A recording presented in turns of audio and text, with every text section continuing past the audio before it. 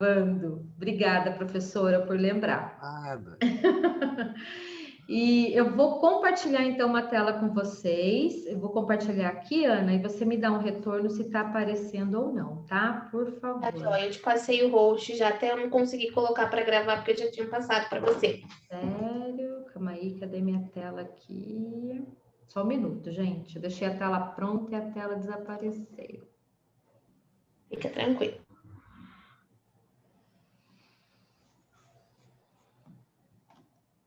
Vamos, computador, você me ajuda?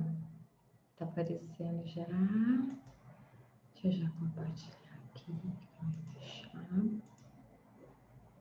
Aqui.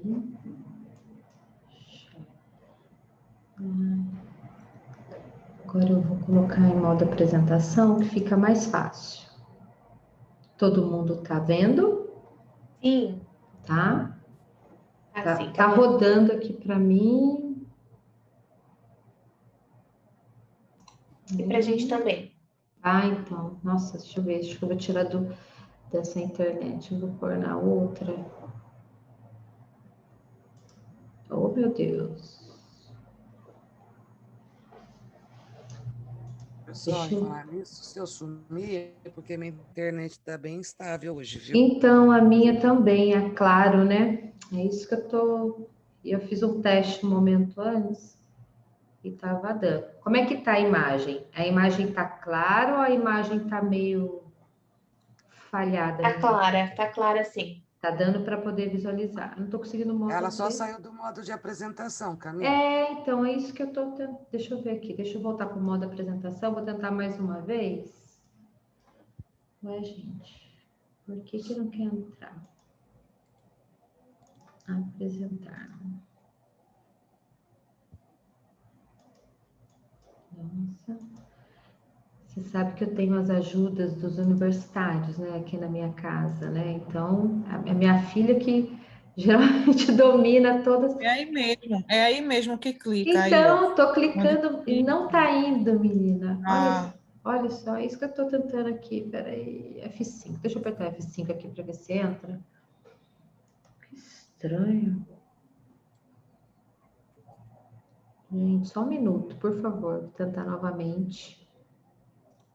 É tranquilo. Hoje eu acho que tá todo mundo no computador, não tá muito bom hoje não, internet. Ai, credo.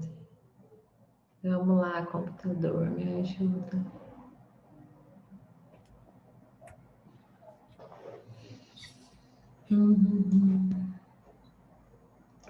Nossa.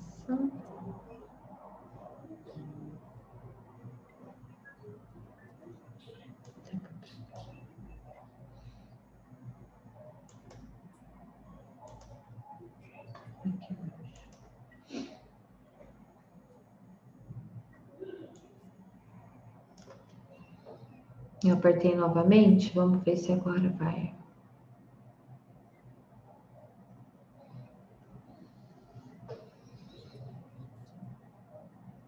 E aí, gente, tá dando para visualizar? Como é que tá para sim. você? Tá? E com uma apresentação também. Ótimo. Então vamos lá. Então, o que eu preparei hoje para vocês é sobre a vivência prática do profissional enfermeiro no processo de doação de órgãos. A gente sabe que o enfermeiro, ele é essencial em todos os processos que a gente tem intra-hospitalar. E dentro de terapia intensiva, quando nós temos o processo de doação de órgãos, o enfermeiro, ele é um profissional, assim, fundamental. Sem ele, esse processo não acontece, tá? Quem sou eu, para quem não me conhece? Sou enfermeira, como falei, me formei na Unital em 2000. Logo que eu me formei, eu entrei para trabalhar no pronto-socorro municipal aqui de Taubaté, eu fiz um concurso público e lá eu fiquei por 4 anos. E depois, em 2004, eu retornei para a Unital para fazer minha pós-graduação de terapia intensiva. E terminei a minha pós e eu queria trabalhar em UTI. Falei assim, não, tem que entrar na UTI. E estava numa transição, né? Taubaté estava passando o hospital regional, que hoje é o regional, era o antigo OSIC, ele estava passando por uma transição, né? Onde uma OS de São Paulo, que em 2004 era o Bandeirantes, estava assumindo esse hospital. E eu participei do processo seletivo e entrei na terapia intensiva. Acabei saindo do pronto-socorro municipal e passei a me dedicar somente à terapia intensiva. E lá entrei sem experiência UTI e tive que ir em busca, né, buscar todo esse conhecimento, estudar bastante, me aprimorar naquele universo, para depois eu conseguir participar de todos esses processos tão intensos que a gente tem dentro de uma terapia intensiva. E o Hospital Regional, ele me possibilitou, assim, vários desafios, né? Então, eu fiquei 6 anos como enfermeira assistencial, estando à frente ali dos pacientes graves, assistência, processos. Depois eu fiquei durante 1 ano e meio dentro do recursos humanos, dentro do RH do hospital, onde ali eu fazia toda a parte de processo seletivo, então eu desenhava as provas, a parte prática que a gente ainda exigia, né? Fazia isso como parte do processo, como uma ferramenta ali para a gente poder contratar e selecionar esse candidato. E fiquei durante 2 anos, né, dentro dos recursos humanos, dentro do recurso humano no hospital. E depois eu fui convidada a fazer parte da gestão da UTI. E ali eu fiquei por volta de 9 anos, né? 8, 9 anos. E pedi desligamento ano passado. E eu já tenho, assim, sempre gostei muito da questão da capacitação de pessoas, de desenvolver pessoas, né? Eu gostava muito de realmente admitir os enfermeiros que eram recém-formados, que não tinham experiências, não só os enfermeiros, mas os técnicos de enfermagem também, e desenvolver esses profissionais dentro dos processos que a terapia intensiva tinha dentro do seu modelo. E eu trabalhava nesse hospital, que é um hospital acreditado, né? Quando a gente fala de acreditação hospitalar, a gente fala de um hospital onde ele tem muitos protocolos, né? Para vocês terem uma ideia, dentro da terapia intensiva, nós temos em torno de 113 protocolos de enfermagem, né? Então, é muito protocolo. E um dos protocolos que eu gerenciava era o protocolo da comissão de doação de órgãos, que era, logo no início, foi algo muito desafiador para minha carreira, porque eu não tinha tido contato com esse assunto, não tinha contato com essa dimensão que é, o quanto se expande quando a gente fala de doação de órgãos, né? Porque a gente fala de um processo onde você tem um paciente que tem um coração batendo, que está vivo esse coração, mas tem um cérebro que não funciona mais. E você precisa trabalhar isso de uma forma com muita seriedade, mas também levando um conforto para essa família, principalmente na hora de você comunicar e fazer essa entrevista, né? Então, a gente desenvolveu esse protocolo no hospital. Eu comecei a trabalhar com a comissão em 2007, ainda como enfermeira assistencial, e no decorrer desses anos, a gente foi desenvolvendo e foi amadurecendo e cada vez mais melhorando esse processo de doação de órgãos. Hoje eu falo para vocês que o hospital regional ele tem total condições, né, em estar realizando esse processo. O ano passado, logo que eu saí, eu sei que o hospital já ficou em 2º lugar aqui no Vale em captação de órgãos, tá? Um hospital que tem muito mais captação do que nós é o Hospital Regional de São José dos Campos, até mesmo pela demanda, né, pelo quadro, pelo número de habitantes que São José tem, então ele acaba fazendo mais captação, tá? Mas o processo é fantástico e a gente vai falar vou falar um pouquinho para vocês desse processo agora. Então, quando a gente fala de processo de captação de órgãos, né? Primeiro, eu tenho que entender que tem que ter um diagnóstico de morte encefálica. Eu não posso entrar nessa questão de doação de órgãos sem que eu compreenda como fazer esse diagnóstico de morte encefálica. E eu falo para vocês porque o enfermeiro ele está totalmente inserido nisso, né? Nós não fazemos os testes, nós auxiliamos o médico nos testes, mas nós precisamos compreender passo a passo como o médico ele chega no diagnóstico de morte encefálica. tá? Então, é imprescindível que o enfermeiro ele tenha conhecimento de todo o processo, das possíveis complicações, ele precisa saber quais são os profissionais que estão inseridos dentro desse processo, e ele também precisa sempre estar pensando em como prevenir qualquer alteração hemodinâmica que esse paciente, esse potencial doador, ele possa ter depois que o diagnóstico de morte está fechado, tá? E tem uma outra questão que é extremamente delicada, eu falo que é a parte mais difícil do processo, que é a entrevista familiar e você conversar com essa família, né, que vai entender que tem um processo de morte ali, tem uma morte, né, o paciente morreu, e a gente vai entrar numa questão de doação. Então, para mim, ali é um misto de sentimentos, porque a família, ela tá com muita esperança, né? Ela está muito esperançosa e muitos deles não aceitam, não entendem, não compreendem como é que pode um coração estar batendo e você está me falando de doação de órgãos. Então, ali nesse momento existe sim a parte mais delicada, que é você conversar com essa família e você sensibilizá-la a ponto dela aceitar a doação de órgãos, tá? Existem os dois lados, né? Eu sempre falo que tem um lado que está muito triste, que é uma família enlutada, e tem o outro lado, né? Que é a família do receptor, é o receptor que uma família vai ficar extremamente feliz porque é sinal de esperança, né? A doação de órgãos nada mais é do que você levar a esperança a um paciente que ali já não tinha mais nenhuma possibilidade, né, pela medicina, de conseguir ter uma sobrevida maior. Então, o coração que ainda bate. Então, a falta de informações precisas, né, quando você tem um enfermeiro que vai abordar essa família junto com o médico, e se você não tem ali a clareza e a objetividade de todas as informações que você vai levar para esse familiar, você faz com que essa família pense e repense e acabe não optando pela doação, tá? Então, a falta de informações precisas, segundo Bianchi, faz com que a família tenha esperança na recuperação do paciente, né? Então, para ele, para a família, esse potencial doador, que já tem um diagnóstico de morte encefálica, ele ainda tem chance de se recuperar.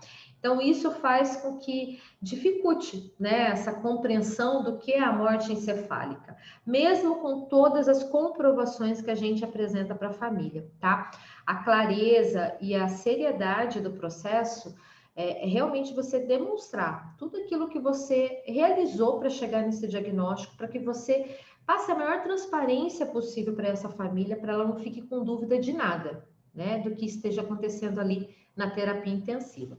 Então, o transplante de órgãos, a gente fala de uma modalidade terapêutica que ela possibilita a reversão de um quadro terminal de uma falência orgânica. Então, é uma possibilidade de vida para muitos pacientes, tá? Então, eu sempre costumo pensar assim, aquele paciente que está lá na máquina de hemodiálise, onde ele tem uma insuficiência renal crônica e que o médico falou para ele que o rim dele não tem possibilidade nenhuma mais de volta, então ele está ali, né, condenado a realizar uma diálise, uma hemodiálise, né, uma máquina para ele durante o resto da vida, onde a única saída dele seria o quê? Um rim, né? Ele conseguir esse transplante para que ele consiga sair dessa questão da hemodiálise, que a gente sabe que esse paciente ele fica muito preso, né, a esse sistema, ele não consegue muitas das vezes viajar, porque se ele faz diálise 3 vezes na semana, ele vai ter que comparecer 3 vezes por semana. Se ele faz diálise no sábado, ele tem que comparecer no sábado. E muitos deles até se ausentam, né, dão as suas escapadas, mas quando retornam, eles voltam muito descompensados e acabam ficando com medo, né, de fazer isso novamente. Então, eles querem muito esse transplante, muitos deles têm esperança que esse transplante chegue para eles, tá? Então, a doação de órgãos, ela pode ser de um órgão só, tá? Ou de tecidos, a gente sabe que córnea, tá? Eu já tive muitas pacientes que não puderam doar os órgãos, né? Porque depois do diagnóstico de morte cefálica, nós precisamos validar esse paciente, né? Junto com a Organização de Procura de Órgãos, a OPO, que a gente chama, aqui no Vale do Paraíba, a nossa OPO, ela fica em Campinas, né? Então, depois que esse diagnóstico de morte é realizado e ele é positivo para ME, antes de eu começar o processo, eu tenho que validar esse paciente. Então, muitas das vezes a gente colhe os exames e vê que esse paciente ele não tem órgãos viáveis para doação, mas ele tem a córnea. E a córnea, ela é um tecido que eu posso doar até mesmo depois que o paciente morreu, tá? Então, depois que o paciente morre, a gente tem até 2 horas para estar retirando essa córnea, tá? E a gente tem também a doação de órgãos como rim, parte do fígado e medula óssea, que é feito ainda com a pessoa em vida, tá? Como que nós adquirimos todos esses conhecimentos acerca do processo de doação? O que é muito curioso é que o Ministério de Saúde, ele apoia a captação de órgãos, né, aqui no Brasil. Então, o Albert Einstein, ele faz todas essas, na verdade, a captação é feita no hospital que é notificador. Então, aqui em Taubaté a gente tem um hospital regional como notificador, então ele faz a captação no centro cirúrgico, e o Albert Einstein, ele faz a maioria das cirurgias para os receptores, né? Então, ele também nos capacita muito, tá? Ele capacita toda a equipe. Eu já fiz vários cursos de simulação realística no Albert Einstein. Várias pessoas da equipe também fizeram. Para quê? Para que cada vez mais a gente possa melhorar o nosso processo. E uma das coisas, quando a gente fala em melhoria do processo de captação de órgãos, é a questão do tempo, né? Eu não posso demorar muito, e o tempo que eu tenho ali com esse potencial doador, eu tenho que minimizar possíveis complicações para que ele chegue melhor na mesa do centro cirúrgico, para que a gente possa preservar melhor a viabilidade dos órgãos dele, tá? É muito ruim quando a gente tem um potencial doador e que ele evolui para uma parada cardiorrespiratória, porque dali eu sei que aqueles órgãos vão entrar em sofrimento e muitas das vezes não vai ser possível mais uma captação, tá? Para a doação de órgãos de pessoas falecidas, a gente só pode fazer isso depois que a gente tem um diagnóstico de morte encefálica, tá? E quando que acontece, né? Quais são os pacientes que são mais elegíveis para esse processo de captação de órgãos, né? Doação, né? Para o diagnóstico de morte encefálica. São os pacientes que sofreram algum tipo de acidente, né? Um acidente que provocou um traumatismo craniano severo, grave, tá? Seja um acidente de moto, de carro ou uma queda.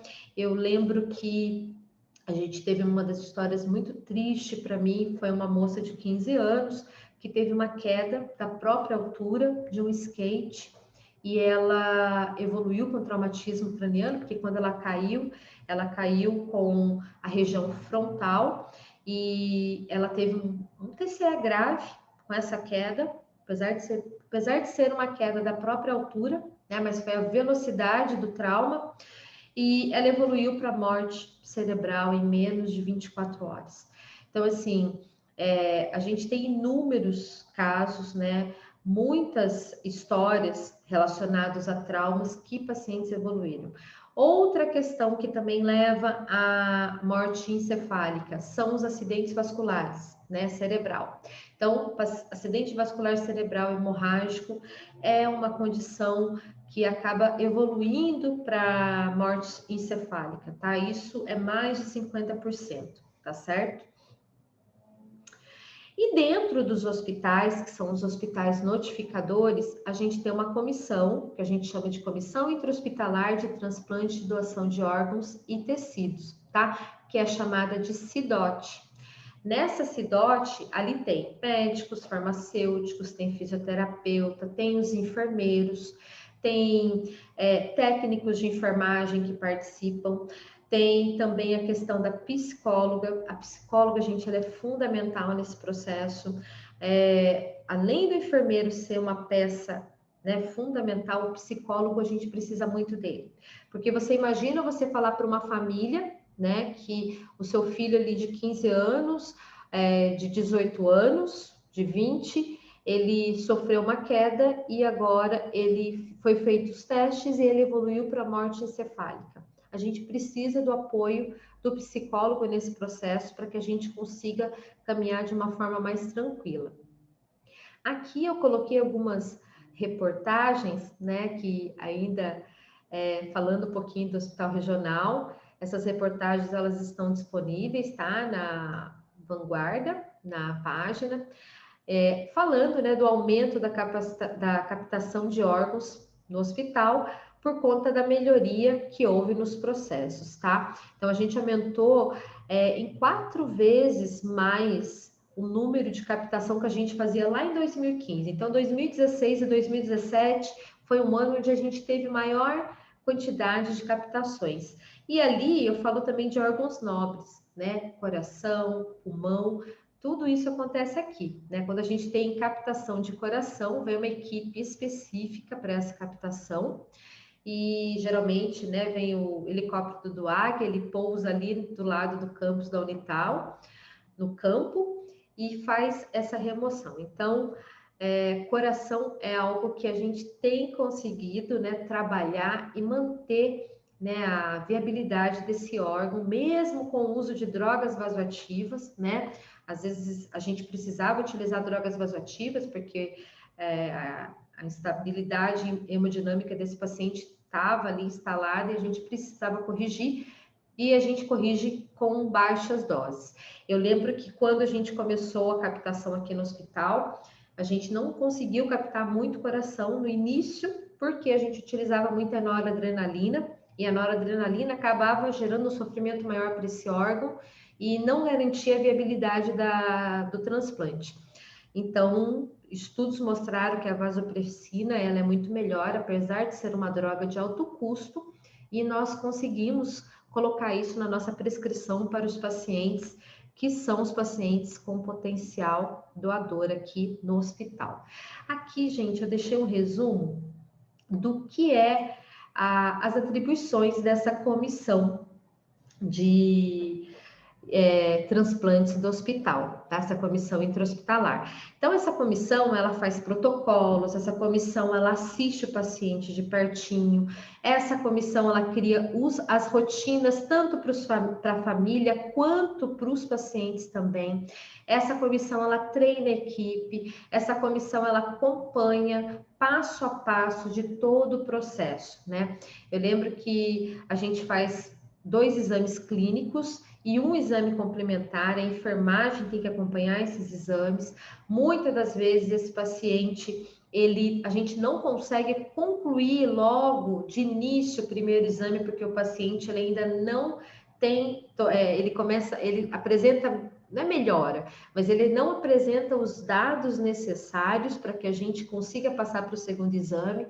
Então, por isso que essa comissão ela é muito importante, porque ela acompanha esses detalhes, tá? E depois que a gente tem esse diagnóstico, essa comissão que entra em contato com o Campinas, essa comissão que colhe todos os exames necessários, procura os laudos que precisa ter de raio-x, se o paciente tiver uma tomografia tem que ter laudo, todas as gasometrias arteriais com laudo. Então, tudo isso, essa comissão, ela organiza, encaminha para Campinas e depois faz o fechamento desse processo com a entrevista familiar, assinatura do termo de consentimento e a entrega desse paciente até o centro cirúrgico, tá? Então, são muitas atribuições. E o enfermeiro, gente, ele faz parte, não tem como. O enfermeiro, ele é peça fundamental. Então, assim, a gente tinha 3 médicos como parte integrante dessa comissão e 5 enfermeiros.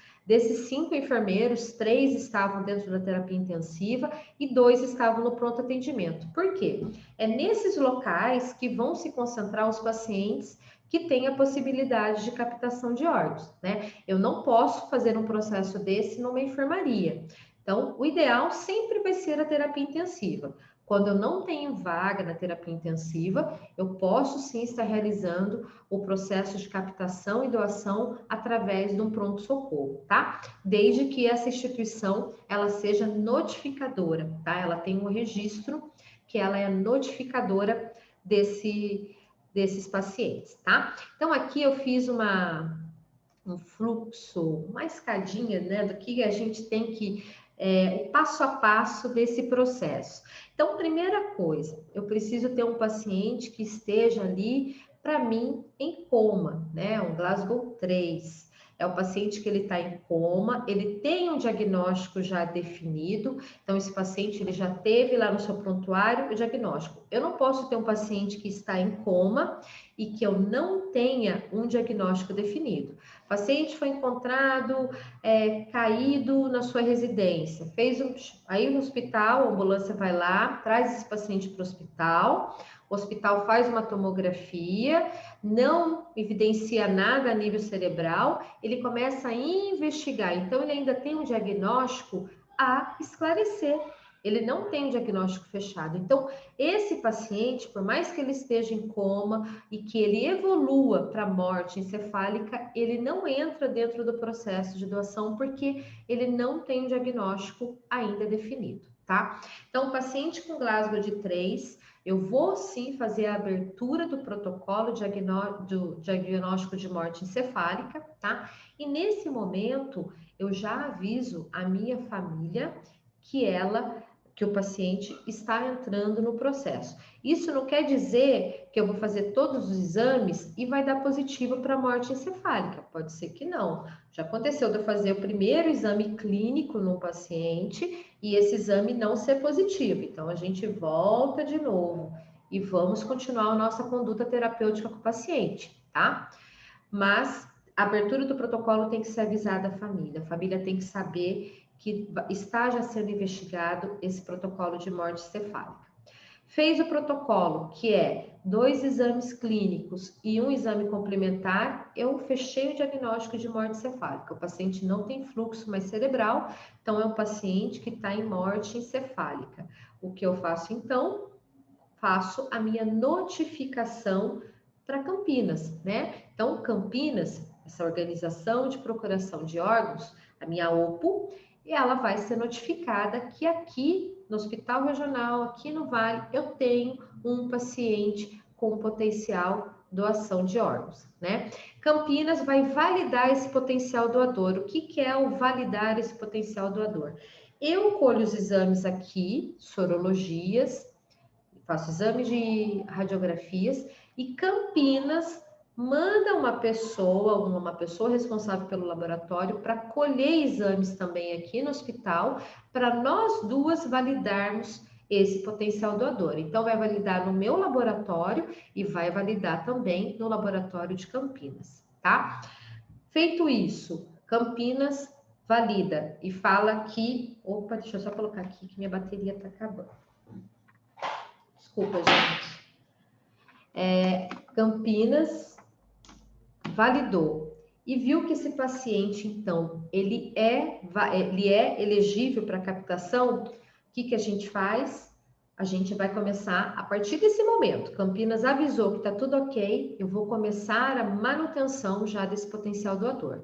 Então, eu já tenho que ter um foco, uma atenção, porque esse é um paciente que agora eu preciso acelerar o meu processo, chamar a família, validar isso, porque ele vai começar agora a entrar numa queda de temperatura, uma instabilidade hemodinâmica muito séria, e eu não quero que ele evolua para uma parada cardiorrespiratória. Eu preciso conservar esse coração para que ele chegue bem até a mesa do centro cirúrgico e ali, então, ele consiga captar esses órgãos. Esse paciente, ele foi validado e agora eu vou chamar a família para a gente fazer uma entrevista, tá? A entrevista, sempre o enfermeiro vai estar presente, então eu falo que eu participei de muita entrevista com médicos, mas eu também realizei muitas entrevistas, principalmente no final de semana, sozinha, né?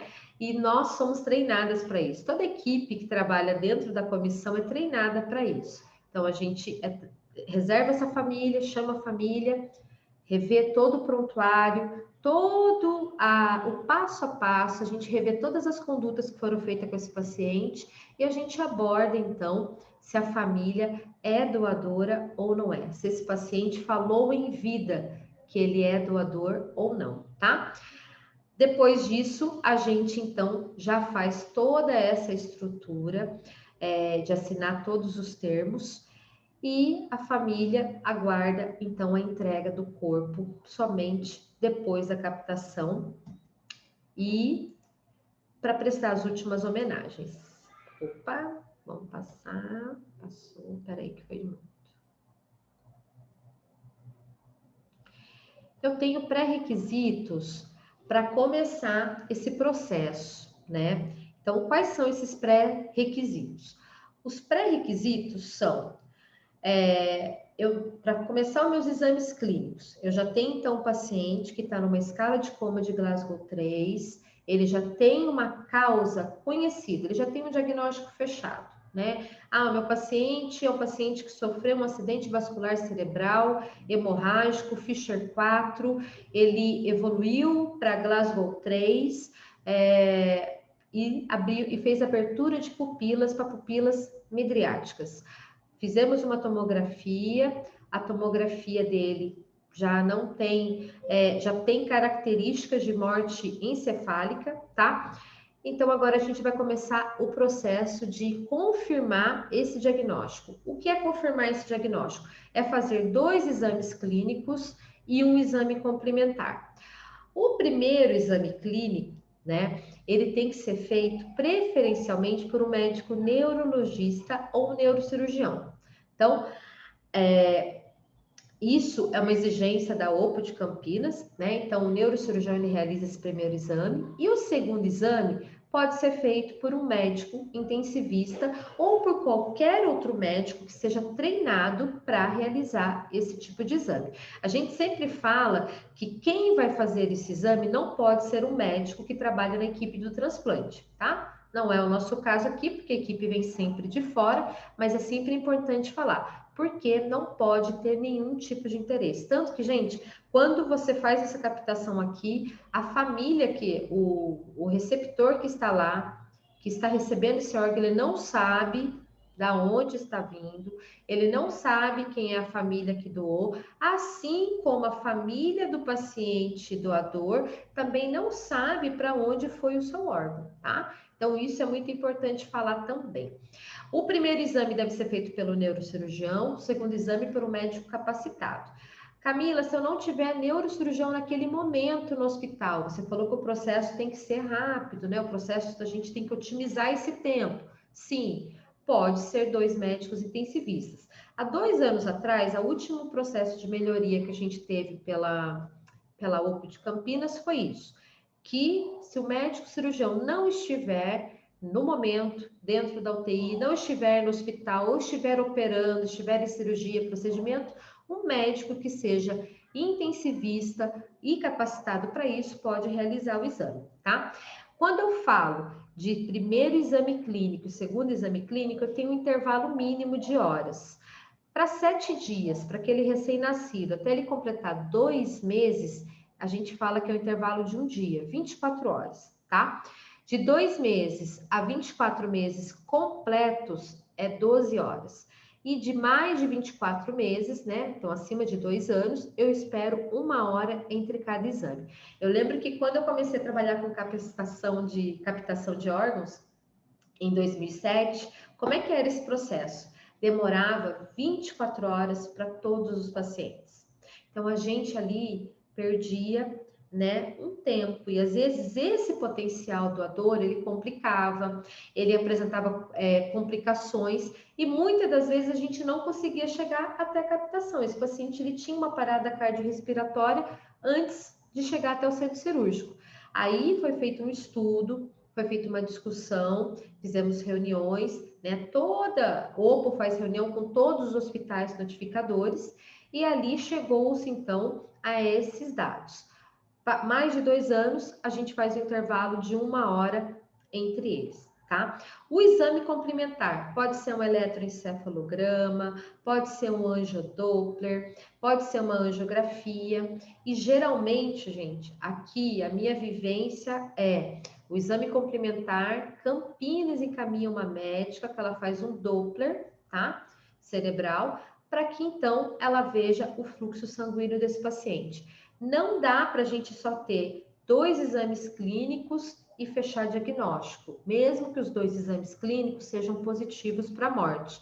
Não posso, eu preciso fazer o meu exame complementar. Então, isso é obrigatório, não existe, tá? Essa possibilidade. Eu lembro também que no começo, né, que a gente começou com a captação, a gente não tinha a disponibilidade de vir um médico de Campinas. Então, a gente tinha que agendar uma angiografia cerebral para esse paciente. Ali a gente demorava mais. Então, o meu processo de captação de órgãos em 2017, ele demorava em torno de 5 dias. E hoje, né, demora em torno de, não chega nem a 48 horas, tá? Então, assim, quando chega em 48 horas, isso é um dado muito ruim, é um número muito ruim, é um indicador muito ruim, que muitas das vezes eu corro o risco até dessa família desistir, né, pela demora do processo, ou até mesmo pelo paciente apresentar uma estabilidade muito severa e não chegar a concluir essa captação. Então, a gente fala que um horário, né, um indicador de horas bom seria em até 24 horas, 20 a 24 horas. Tá? Então, quando a gente tem essa facilidade de ter o exame complementar logo, né, breve, a gente consegue chegar nesse diagnóstico muito mais rápido e consegue, então, oferecer um tempo menor para essa família, para acabar com aquela angústia, a gente fazer a captação desse paciente e entregar o corpo para a família para ela prestar as últimas homenagens, tá? Aqui eu trouxe uma imagem de um Doppler, né? Um Doppler cerebral, onde através desses exames, aqui é de uma paciente que está consciente, orientada, né, e ela tem fluxo cerebral, aqui a gente vê claramente que o médico ele vai fazer esse exame e ele vai visualizar as artérias cerebrais, se elas têm ou não fluxo ainda, tá? Então, eu já falei para vocês que eu preciso ter um estado de inconsciência permanente, né? Eu preciso avisar a família que eu vou fazer a abertura de um protocolo de morte encefálica, tá? Porque se eu não avisar a família, vamos pensar aqui, eu faço meu protocolo, faço tudo, daqui a pouco eu só vou entregar para a família uma notícia e dar para ela uma possibilidade de decisão. Quando eu falo para a família, logo no início, que eu vou fazer a abertura do protocolo, a primeira pergunta que ela faz para mim, a grande maioria faz é essa: você vai abrir um protocolo de morte encefálica, por quê? Você está querendo me dizer que eu vou ter que decidir e vai ter que doar os órgãos? Aí é um momento perfeito para a gente já entrar e já começar a abordar a família acerca da captação, tá? Então, ali eu já vou falar para a família que sim, existe uma suspeita de morte encefálica e que se a família e o paciente forem doadores, é para a família já ir pensando nessa possibilidade, tá? Então, isso é muito importante a gente já antecipar para não causar um choque maior, sabe, um medo, assim, um susto na hora que você entrega essa notícia para a família, tá? Critérios de inclusão: qual paciente, então, que está em Glasgow de 3, com diagnóstico definido, que pode passar pelo processo de diagnóstico de morte? Aquele que não tem distúrbio hidroeletrolítico. Então, se ele tiver com sódio alterado, se ele tiver com potássio alterado, eu tenho que corrigir tudo isso primeiro, tá? Para depois eu começar o meu primeiro exame clínico. Na realização dos procedimentos de determinação da morte encefálica, eu preciso ter uma temperatura corporal superior a 35 graus. Então, geralmente, nesses pacientes, o que a gente faz? A gente passa um termômetro transesofágico, né? Que é um sensor com um fio. O enfermeiro pode passar esse termômetro, tá? Existe dentro da instituição um protocolo institucional onde eu treino esse enfermeiro ele é habilitado a realizar esse procedimento e é como uma passagem de sonda nasointeral. Então, passa-se esse termômetro fica com sensor na altura do esôfago, tá? E ele vai medir a temperatura corporal do paciente durante todo o tempo do processo, tá? Se a temperatura não se manter acima de 35 graus, eu preciso prover o aquecimento corporal desse paciente, seja com uma manta térmica, seja com um aquecedor. Então, eu preciso trabalhar essa questão, tá? Saturação do oxigênio do meu paciente, ela precisa estar acima de 94% pela gasometria arterial, tá? Então, eu faço uma coleta de gasometria arterial para saber como é que está a saturação de oxigênio do meu paciente. Pressão arterial sistólica, sempre maior que 10, e a mínima, gente, quando eu falo de uma mínima, 6, tá? Então, se eu tiver uma pressão arterial invasiva, 10 por 6, ou entre 10 e 60, para mim, é um critério de inclusão no protocolo. Pacientes que serão avaliados quanto a possível morte cefálica, eles devem estar nas últimas 24 horas livres do uso de sedativos. Então, o que a gente utiliza muito hoje? Dormonide, midazolam e fentanil. Então, se eu tenho essas drogas no meu paciente, elas precisam estar suspensas durante 24 horas. Aí, depois de 24 horas, eu abro o meu protocolo de morte encefálica. Se eu tiver um paciente que esteja recebendo um barbitúrico, tá? Um tiopental, esse paciente, então, vai demorar 60 horas para ter total eliminação dessa medicação, para a gente iniciar o processo de doação de órgãos.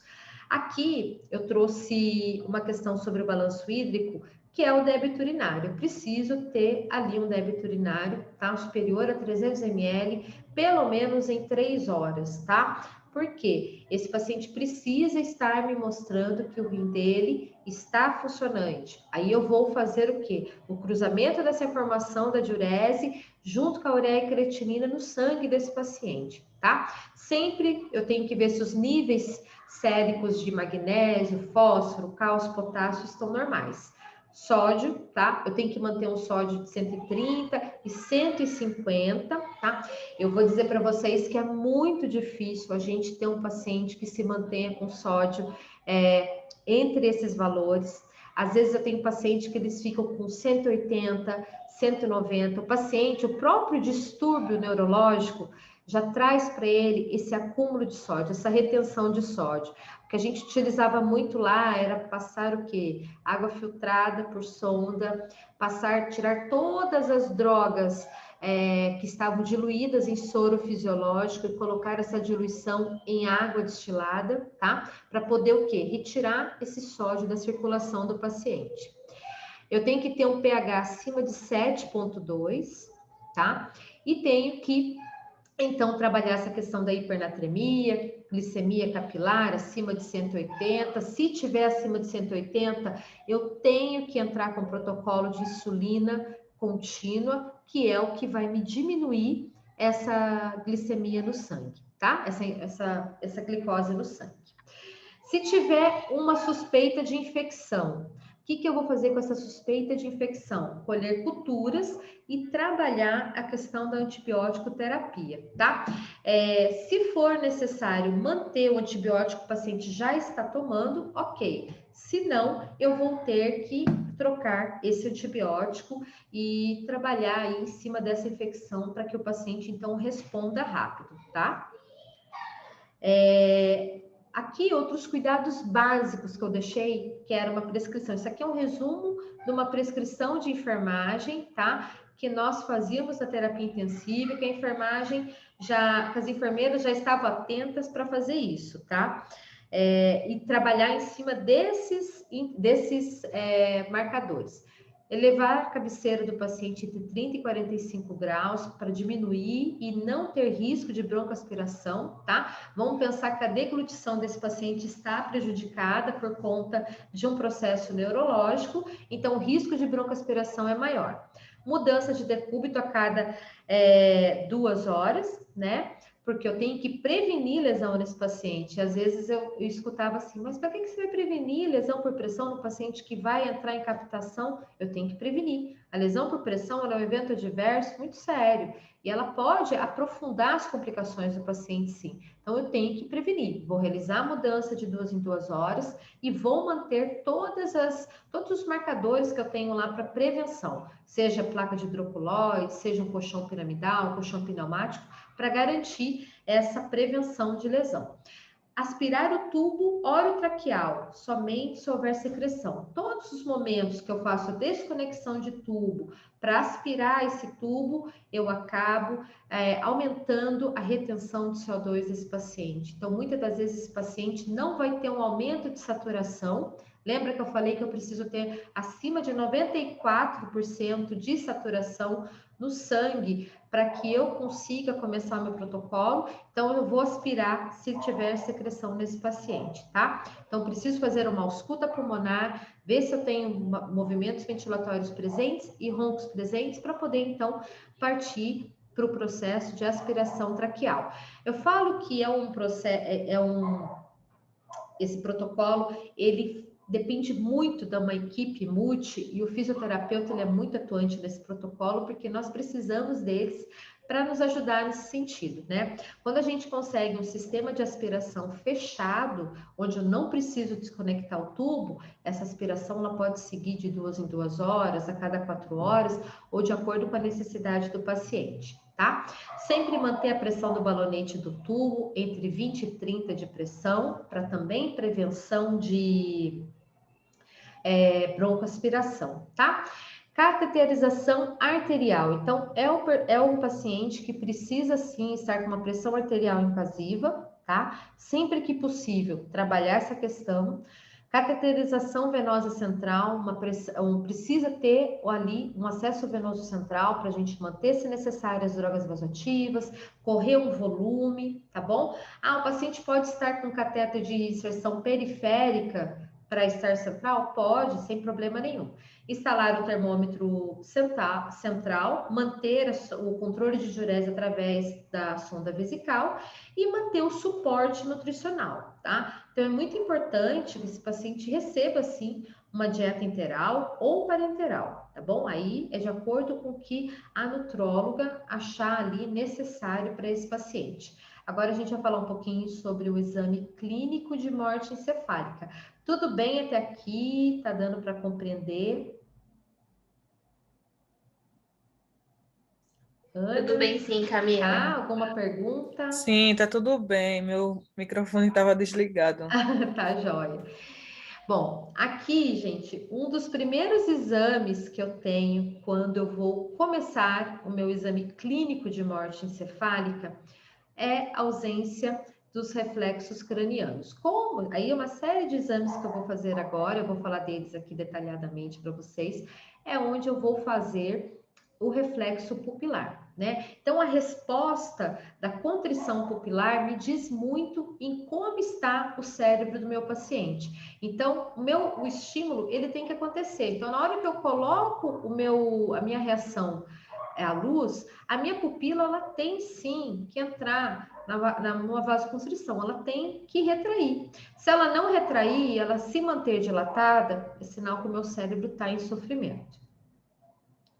Aqui, reflexo córneo-palpebral. Então, isso aqui é um exame que a gente faz, né? Faz a abertura do olho do paciente, pega uma gaze e faz um atrito nesse olho. Se ele tiver uma reação, né? Ele vai movimentar essa córnea. Se ele não tiver reação, gente, ele não vai movimentar. Então, ali é mais um ponto positivo para o diagnóstico de morte encefálica, tá?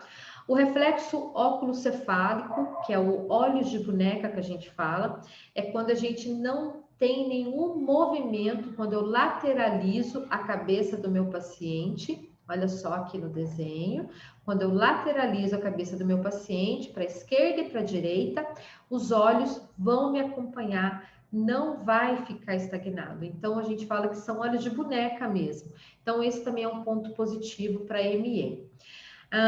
Reflexo óculo vestibular teste calórico, né? Esse é um teste que a gente mantém a cabeceira do paciente a 30 graus e ali eu vou fazer uma irrigação, né, no ouvido desse paciente de água fria, tá? Mais ou menos 50 ml eu vou separar e eu vou injetar através de uma sondinha ou diretamente com a seringa, tá? E daí eu vou observar durante 1 minuto, tá? Se durante 1 minuto eu tiver movimento nos olhos, é sinal que esse paciente, se ele se movimentar, ok, ele tá negativo.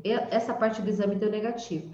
Se ele não movimentar, gente, então é mais um ponto positivo para a questão da morte encefálica. Eu faço no ouvido e depois eu vou para outro ouvido no intervalo de 3 minutos.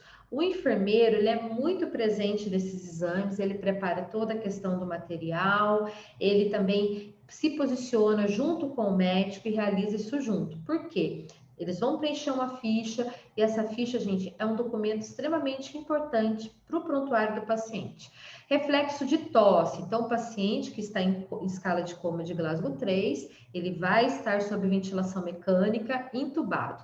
Então, a gente faz o que com o reflexo de tosse? A gente vai fazer um estímulo, né, na traqueia desse paciente através de uma sondinha de aspiração, tá? Se ele tiver reflexo de tosse, ok. Agora, se ele não tiver, o paciente que está em potencial diagnóstico, né, de morte, esse paciente ele não tem esse reflexo.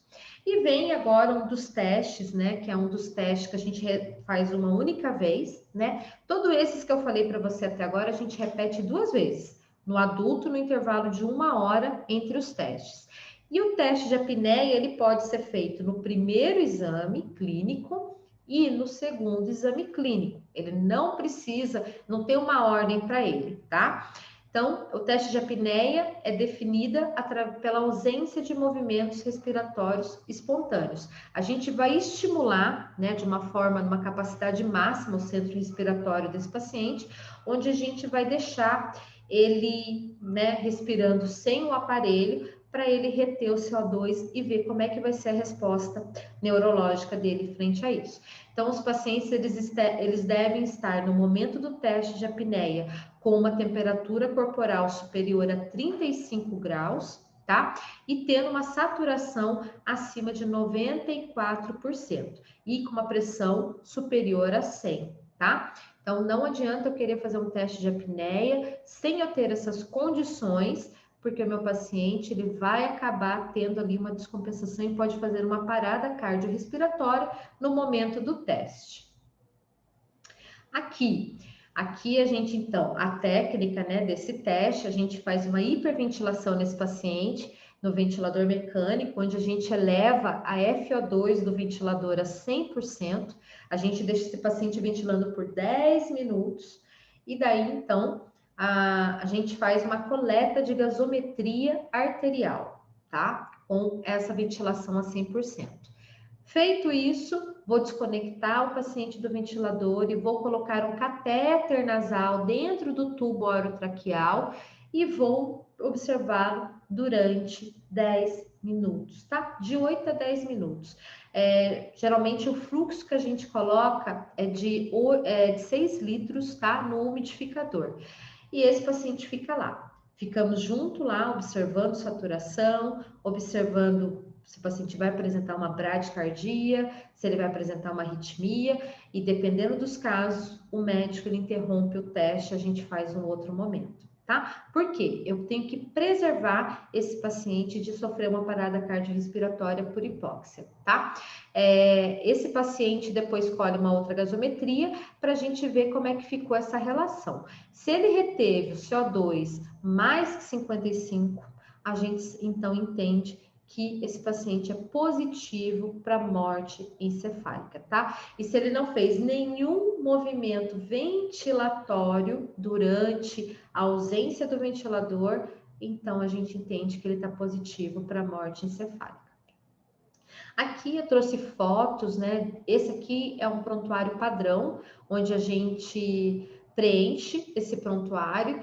Todo paciente tem isso dentro do seu prontuário médico, né? uma ficha para o primeiro exame, uma ficha para o segundo exame e uma ficha do exame complementar. Vale ressaltar que todo paciente que evolui para captação de órgãos, por mais que ele seja um paciente que tenha um convênio, esteja internado por um convênio médico, ele passa a fazer parte do Sistema Único de Saúde a partir do momento que ele entra no protocolo, tá? Aqui, o Doppler, né, transcraniano, que é o exame complementar. Eu trouxe uma foto do que é um cérebro com fluxo e aqui um cérebro sem fluxo, tá? Então, tem uma diferença entre coma, né? Eu posso estar em coma e ter fluxo sanguíneo, e aqui um paciente que está em coma, mas está em morte cerebral. A gente sabe que a notificação, então, é feita à central de notificação de captação e distribuição de órgãos e tecidos, que a gente chama de CNCDO, ou a Organização de Procura de Órgãos, que é a OPO, tá? Aqui no Vale do Paraíba, a gente trabalha com a OPO, que fica lá em Campinas, e para vocês terem uma ideia, essa OPO, ela é totalmente dirigida pelos enfermeiros, tá? Os enfermeiros que ficam de plantão, é eles que recebem a notificação, é eles que ajudam a validar os exames do potencial doador, e é eles também que fazem todas as ligações, todos os contatos com o sistema de receptor e com o sistema de doação. Doação somos nós aqui e o receptor é o hospital que vai fazer o transplante desse paciente. Então, é fantástico, né? Essa dinâmica deles de trabalho, de estarem gerenciando todo esse processo. Com relação agora, a gente avalia, né, as condições clínicas desse potencial doador, a viabilidade dos órgãos, e dentro desses exames já dá para se saber quais são os órgãos que serão retirados e também se vai retirar algum tecido, tá? Então, nesse momento, a gente então chama essa família para fazer a nossa entrevista. Sempre no lugar reservado, de uma maneira clara, objetiva, e se houver a recusa, o processo é encerrado. Camila, como que esse processo é encerrado quando a família não quer realizar a doação? Eu vou chegar nesse consenso, nesse caso para vocês, logo mais um pouquinho para frente. Aqui, eu deixei aqui, com relação à entrevista familiar, quem que pode autorizar, né, essa doação. Então, a família chegou, né, o filho está internado, veio o pai e a mãe, e quem que autoriza, né? Então, tem famílias que acontece assim, o filho falava que era doador e a família, então, respeita essa vontade do filho e doa, tá? Pai e mãe, pais são sempre primeiro grau, filhos são sempre primeiro grau, os netos são segundo grau e os avós. Irmãos, digamos que o doador não tenha mais pais vivos, os irmãos podem autorizar. Doador, o cônjuge, desde que seja, você comprove essa relação, tá? Sua de casamento. Aí sim a gente pode deixar o cônjuge assinar, tá bom? É muito importante, eu sempre falava isso para as meninas, saber muito bem essa classificação de quem pode autorizar e quem não pode, tá? Porque eu não posso dar a permissão de autorização para aquele que não é responsável por isso, tá bom? Então, o doador, na ausência dos pais dele, os avós são vivos, eles podem sim autorizar, tá? E sempre vai ter uma testemunha junto, tá? Então, assim, essa testemunha, ela vai estar ali e vai assinar junto. Geralmente, a testemunha é uma das duas pessoas que estão realizando a entrevista. Nós trabalhávamos sempre com a presença de duas pessoas para fazer a entrevista. Podia ser 2 médicos, podia ser um médico, uma enfermeira, podia ser 2 enfermeiros, desde que todos esses saibam como fazer a abordagem à família, tá? Então, a gente fazia treinamentos constantes para poder sempre afinar, né, essa fala, como abordar essa família. As simulações realísticas que a gente realiza no Hospital Albert Einstein também são de grande valia, porque lá eles têm atores onde eles fazem essa simulação da entrevista familiar E ali a gente consegue, gente, lidar com diversos tipos, né, de situações. Então, eles provocam várias situações para ver qual vai ser o posicionamento de quem está entrevistando. Aqui, a Lei 10.211 de 2001 diz que a retirada de órgãos, tecidos, órgãos e partes do corpo da pessoa falecida para transplante ou para outra finalidade terapêutica sempre vai depender da autorização do cônjuge, tá? Se for casado, ou parente maior de idade. A gente sempre tem que obedecer essa linha sucessória, tá? Reta e colateral, que é aquela linha que eu mostrei para vocês, até o segundo grau, inclusive, tá? Eu tive um caso muito curioso de um paciente que ele era preso aqui, era um presidiário, né? Um dependente ali de um dos presídios aqui, e ele não tinha pais vivos e a gente não conseguiu localizar os irmãos, tá? Ele teve sim a sua autorização através de juiz, tá? Esse foi um caso assim bem esporádico que eu nunca tinha presenciado até então no meu trabalho, mas foi possível fazer a captação, porque era um desejo desse paciente, estava escrito na carteira de RG dele. A gente sabe que hoje em dia a gente não precisa mais falar, né?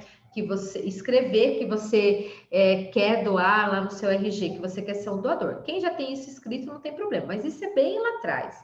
Hoje, o que eu preciso para poder doar, né? Para as pessoas saibam que eu quero doar, eu preciso falar para o meu marido, falar para os meus filhos, falar para os meus irmãos, porque são as pessoas próximas e as pessoas que vão poder autorizar, tá? Por que acontece recusa familiar, né? A gente foi estudando algumas famílias, por que elas chegaram nesse consenso que não ia doar e tudo mais. Dúvidas no diagnóstico de morte encefálica. Às vezes ficou dúvida, a família não está muito bem esclarecida do que é o diagnóstico de morte encefálica, ela não compreendeu, tá? Outra questão, ela não sabe qual era a vontade do familiar, não sabe se ele queria, se ele não queria, então ela prefere não doar. Dificuldade de entendimento do diagnóstico, causas religiosas trazem muita recusa familiar, receio de mutilação do corpo, tem família que acha que vai ficar visivelmente aparecendo que foi retirado órgãos do paciente, a gente tem que explicar que não fica nada visível, tá?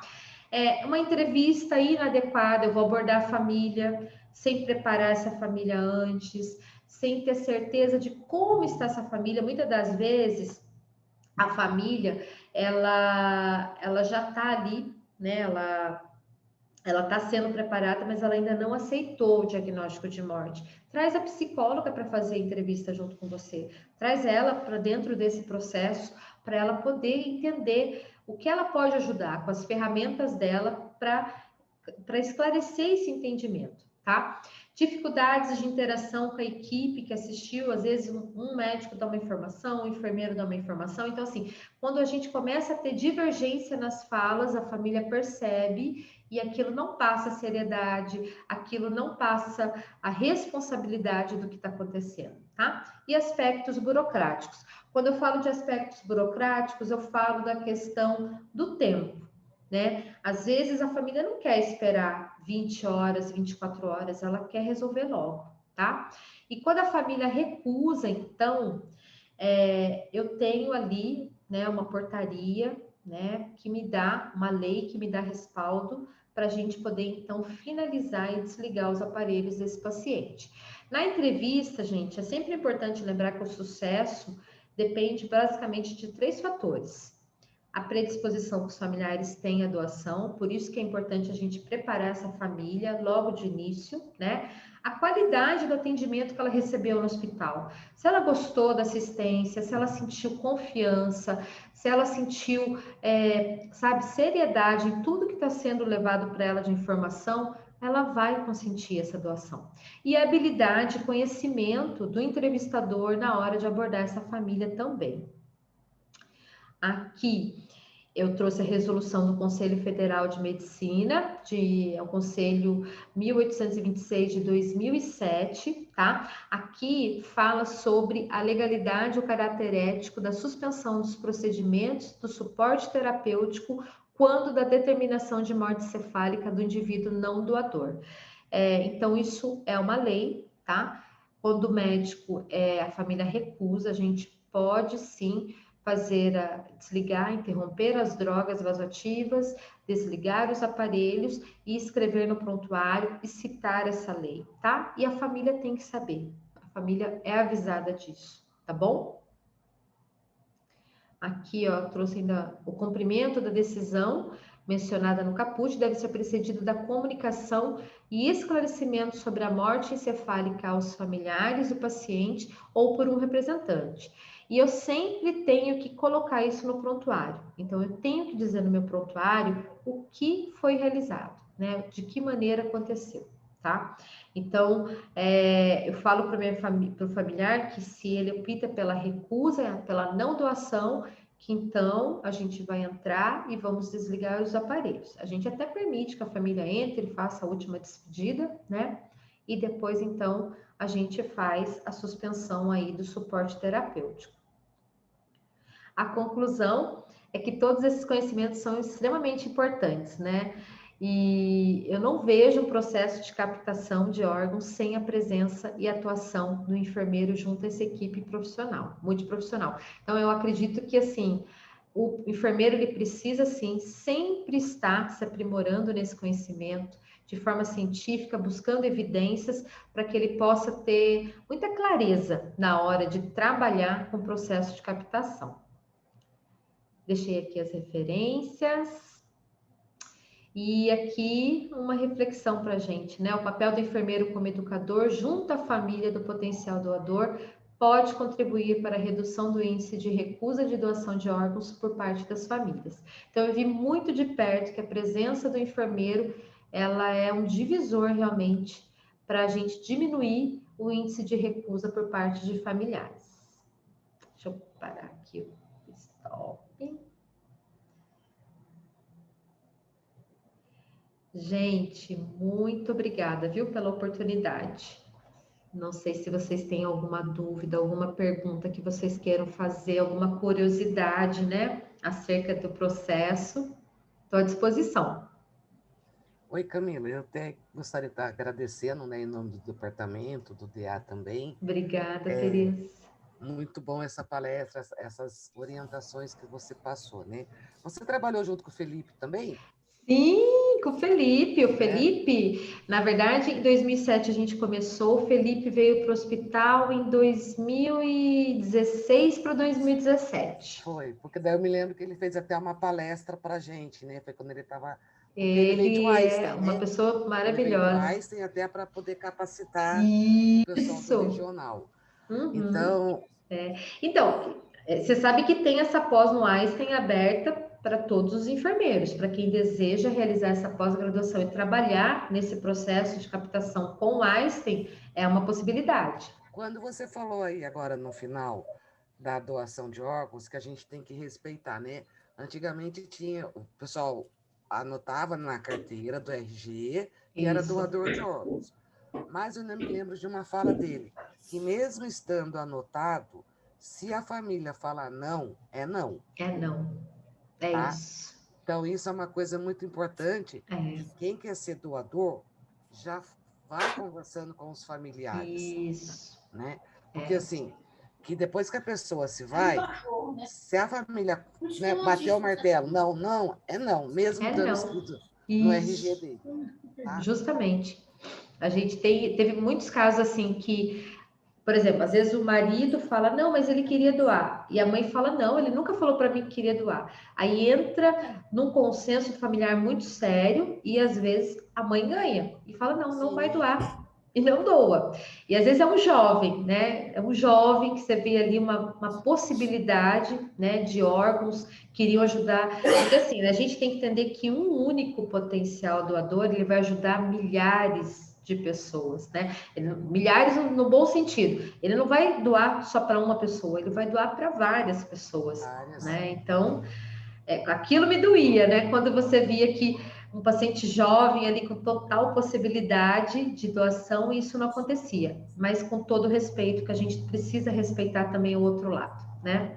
A E é decisão. um processo, né, como você falou, se você já não vai orientando a família antes, gente, do nada, falar que o paciente está em morte cerebral, Ah, que o é paciente era assustador. doador, né? Às vezes as pessoas não têm tanto conhecimento, às vezes nem Não, sabia que ele era doador. É um sim, processo difícil, tá? sim, E aí você tem que ter uma boa capacitação realmente, né, dessa parte de relacionamento com o outro. Como chegar, como falar, porque se você se perde nessa conversa, você perde um doador aí, às isso, vezes, né? E é justamente. uma área da enfermagem, que eu falo, talvez que vocês nem a conhecessem até então, né? Uhum. Porque normalmente os acadêmicos a gente sempre percebe, né? A Camila já fez isso, eu já pensei assim, a Rosa também, se formar e ir para o hospital para atenção básica, né? É, é. Nada contra, eu acho que a gente tem que pegar a experiência, que nunca trabalhou, eu acho ótimo. Mas Sim, existe tantas áreas que o enfermeiro pode atuar, gente, é tantas áreas, verdade. né? E aí é mais uma delas, né? Para Ah, e poder. essa área é maravilhosa. Olha, eu falo que ela é encantadora, né? E a gente, e como o Felipe ele fez essa pós, ele veio para o hospital, ele ficou com a gente 3 anos. E foi tão importante a figura dele que os nossos indicadores com ele no processo de captação, assim, ó, só decolaram. Por quê? Era um enfermeiro com olhar direcionado, um enfermeiro que foi capacitado para aquilo. Então, ele sabia exatamente qual estratégia fazer para a gente melhorar o nosso processo. Então, assim, é muito bom. Eu falo que é uma área que, se o enfermeiro, né, pudesse especializar e aprender sobre isso, vale muito a pena. É um E é uma aprendizado, é um área assim desafio. que até o sentimento de quem trabalha, eu acho que fica até às vezes meio dividido, né? Então a pessoa Sim, também tem que ter uma certa assistência, porque ao mesmo tempo que está trabalhando com uma família que está perdendo, você está outra tá trabalhando, ganhando. né? E como fica o enfermeiro nesse jogo, né? Porque Sim, ao mesmo tempo que ele quer como é que fala? Comemorar a vitória de ter conseguido, mas tem alguém que perdeu. E aí? sim. Como a gente trabalhar, né, com isso? Nossa, muito Né? difícil. Muito Então, é uma difícil. coisa muito importante. E, É, mais uma vez, a Camila falou em protocolos. Né? Então, não polos. adianta. Tem que ter protocolos, são muitos documentos que vocês preenchem, né? Sabe o que que é certo, o que que é errado, o que que pode ser Sim, feito, a maneira que pode ser feita, né? justamente. Avaliar quando está tendo um índice de recusa muito grande. Por que está acontecendo Discutir. É, essa recusa? É o problema da região, é o problema, como estamos abordando. isso é sim. Porque a gente precisa saber, né? Assim, até quando tudo está dando muito certo, a gente precisa também falar, nossa, mas Sim, tem que sentar e tem que discutir. E que o momento da recusa, a gente fazer uma planilha mês a mês e depois a gente ia lá entender quantas recusas teve. Aí a gente fazia, medir os indicadores de tempo desse protocolo, quanto tempo demorou esse protocolo para esse paciente. Porque no momento da recusa, gente, a gente não fica fazendo muitas perguntas para a família. Família que já não quer, ela vai muito certa disso. E ela fala: olha, não, realmente não vamos doar. Então, a gente precisa respeitar, né? Eu não tô ali falando de vender uma roupa, de vender alguma, não é isso. Eu estou falando de uma pessoa, de uma história, de um luto que essa família vai passar. Então a gente respeita e não fica, sabe? Falando, quando a gente tem. A primeira pergunta que eu fazia era: a recusa, a senhora não quer doar? A senhora tem um motivo claro para isso?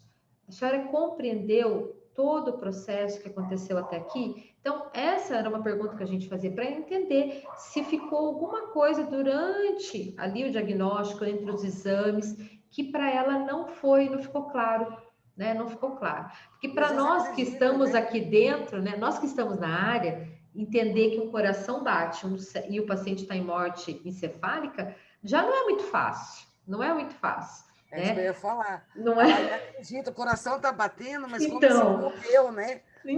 isso já não é fácil para a gente. Agora você imagina para uma pessoa que não tem contato com esse cenário. E eu me Então, lembro ainda, Camila, acho que um ano, não, uns 2 anos atrás, era uma paciente, se eu não me engano, estava em São José. Estava ah, tudo certo para fazer a doação. Já ah, tinha sido declarado morte encefálica. do Aham. nada a menina volta, você lembra? Nossa, eu não Não lembro desse faz caso, muito mas tempo. olha, Não gente, faz muito tempo isso, acho que faz uns 2 anos. Então, nossa, assim, acontece, né? Ué, a gente, ó, gente, só para Deus que é impossível não acontecer eu nada, penso igual certo? também. É, Né? E a família que é muito religiosa, enquanto o coração tá batendo, tá ali sim, o ente dela, e ele não sim, foi embora, com né? certeza. E aí eu vou fazer até uma pergunta, não sei se talvez você saberia. Hoje, em tempos de Covid, tá? A pessoa ela morreu não pela Covid, e é como é que fala? Tem grandes chances, né, de fazer doação de órgãos para várias outras. Tem algum protocolo? Tem. Porque muita gente É, hoje, né, não tem sintomas. Então, ela uhum, morreu por um acidente. Mas será que tem. ela não tinha Covid?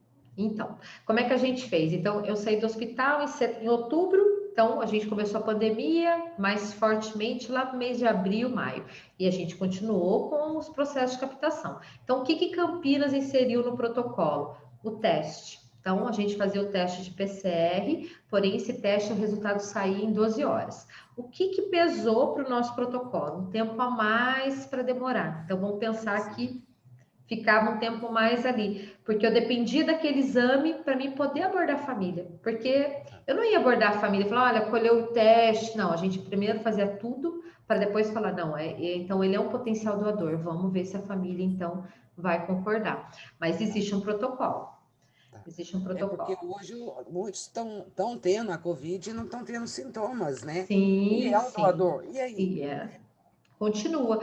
E eu lembro que a gente chegou a fazer, eu acho que umas 2 captações de pacientes dentro da terapia intensiva por acidente vascular cerebral. Fizeram um teste de Covid, deu negativo, e a gente fez todo o protocolo, seguiu certinho e foi muito tranquilo. Tem que ter muito cuidado agora com esse momento de pandemia, porque a gente uma situação muito delicada a questão do transplante de órgãos, né? Eles fazem assim, gente, é muito detalhezinho, né? Eu não sei, seria muito bacana um dia conversar, não sei se né, tiver a oportunidade de conversar com os enfermeiros de Campinas, eles vão contar os detalhes para a seleção do receptor. E é já um processo muito delicado. Então, se você não fizer uma triagem muito bem feita antes, você acaba levando uma pessoa para um centro cirúrgico, submetendo ela a uma cirurgia que vai dar uma rejeição ou levar até em consequências muito maiores, né? Sim. Muito Porque daí maiores. muitas vezes tem incompatibilidade, tem outras doenças que não foram Tem, avaliadas, né? E aí, em vez de sim, você salvar o cidadão, você acaba levando mais um, né? com certeza, com certeza. É isso Gostaria muito aí. de agradecer, né? Aí, não Obrigada. sei se os alunos, a professora Rosa, tem alguma coisa que queira estar Camila, falando. mais uma vez, muito obrigada. E Obrigada a assim, você para pelo mim foi muito convite. interessante, porque eu já tô lá, tô vendo, mas eu não sabia desses protocolos dessa forma tão certa. Um tempo atrás ia ter uma captação, aí eu questionei um pouco a enfermeira e falei: "Ah, você poderia me mostrar o protocolo? Gostaria de saber um pouquinho mais." É, Ela né? foi, ela tirou uma cópia, daí ela sentou comigo, deu uma lida, mas eu não sabia tudo isso por trás e é muito interessante, agregou muito o meu conhecimento. Muito obrigada, em meu nome e no nome do diretório. Obrigada. Obrigada. Obrigada, gente. Obrigada. Olha, quero agradecer a Camila, eu queria oportunidade. agradecer também. É a Oi? Carol, não estou conseguindo Ô, abrir a Carol. câmera, né, por conta da internet. Queria agradecer também em nome do diretório. Queria falar também que para todo mundo falar dos cursos que você dá também, que você me contou Ah, e que eu acho muito importante falar. São cursos incríveis que a Ana Júlia veio e me contou também, né? E eu acho que eu espero que você a gente tem a oportunidade de ver tantas outras palestras, né, com você. Que didática obrigada. incrível que você tem, que Obrigada. simpatia, né? Nossa, Obrigada. muito, muito bom. Foi incrível, realmente. Eu tenho muito a agradecer a gente do diretório, as professoras, né? Obrigada. Gratidão de verdade. Obrigada, gente. Obrigada mesmo. Olha, se alguém tiver alguma dúvida, depois as meninas têm meu telefone, pode passar meu telefone. Se tiverem, né, perguntar alguma coisa ainda sobre esse assunto, estou super à disposição. Teve uma aluna, Tereza, que fez, né, o TCC, acho que foi a Aline Mascarenhas. A Aline, ela acompanhou um processo comigo na UTI. Eu acho que sim, Foi, foi. foi, elas Mas eu acho acompanharam. que a Aline, quando ela fez, ela trabalhava, ela estava fazendo a faculdade, Isso, mas ela ela já trabalhava na trabalhava no unidade. hospital. Aí ela acompanhou. Isso, E o trabalho foi. dela é sobre isso. Foi. E ela foi lá, eu mostrei para ela, a gente mostrou as pastas, todo o protocolo, bem interessante. E falei para ela até para ela ter oportunidade de entrar no centro cirúrgico e fazer, porque a Ana Júlia está lá, mas a gente sempre tentava negociar com algumas equipes para oferecer isso para os profissionais assistirem, né? Eu assisti uma captação, vou falar para vocês que não é a melhor cirurgia do mundo para assistir, mas é um momento também interessante, porque como a gente participa de todo o processo, nada como você ir até o final, né? Que é a captação mesmo, a retirada dos órgãos, para a gente compreender ainda mais como funciona tudo isso. Mas vale muito a pena, tá? A Aline, ela fez o trabalho de TG dela, Camila, sobre doação de órgãos. Ficou muito bom o trabalho dela. Foi, eu lembro que ela foi lá falar para mim. Fiquei feliz, que bom. Gente, estou à disposição, se vocês quiserem, né, me procurar depois, fazer alguma pergunta a respeito desse assunto, pode fazer, tá bom? Muito obrigada, agradeço aí a oportunidade e uma boa noite. Obrigada. Boa noite, Camila. Carol. Eu posso só Tchau, pedir tchau. para a gente fazer um print de tela aqui? Eu vou fazer Claro. para a gente poder postar. Então, Sim, pedir para sim. o pessoal que se sente à vontade, por favor, abrir a câmera. Deixar de ser espírito? Ai, olha lá, quanta gente. Legal. Então, eu vou tirar aqui. Dá Tá bom. licença. Prontinho. Muito obrigada, viu, Camila, mais uma vez. Obrigada. Eu acho que a gravação, na hora que eu interromper aqui, vai ficar na nuvem minha. Eu mando para vocês, não tem problema. Não, ele fica fica na sua nuvem. Tá, eu mando. Tá bom. Tá bom. Obrigada, viu, gente? Obrigada. Boa noite. Tchau, tchau. Boa Obrigada, noite. Tchau. Boa noite. Tchau, tchau.